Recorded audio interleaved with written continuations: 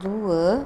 Jadual di bawah menunjukkan taburan kebarangkalian bagi pemboleh ubah rawat diskrit. Bila dia kata diskrit ni apa? Benda yang boleh kira lah, ataupun graf dia macam mana yang ada naik macam ni. Macam tu lah. So kita panggil graf diskrit. Normal yang macam mana? Normal ni yang macam ni lah. Okay. Cari nilai Q. Mana Q? Kat sini. Kita tahu tambah semua kebarangkalian kita akan dapat 1 lah. So macam mana? A 1/12 tambah 5/12 tambah 1/3 tambah Q sama 3 pula. Tambah Q sama dengan 1. Ni betulkan kalkulator je ni. 1 tambah 5 sekejap. Saya nak samakan 12. So 3 ni 4 darab 4 tambah 4/12 tambah Q sama dengan 1.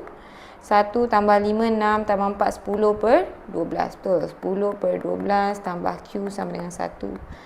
So 1 tolak 10/12 sama dengan 2/12. Kita dapat 1/6. Okay. So settle. Dia nak kebarangkalian P X ni lagi besar daripada 2.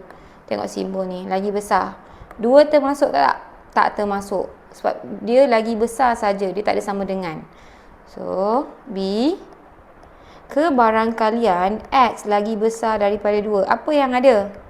1 tak termasuk. 2 tak termasuk. Lagi besar daripada 2 kita ada 3 dengan 4 lah. So, alamak apa ni? So, ni lagi besar daripada 2. Dia akan jadi P. Lagi sama ada 3 atau 4. Okey. 3 dia apa? 3 dia 1/3. Okey, yang 4 ni apa? 4 ni dah dapat tadi Q. Q adalah 1/6.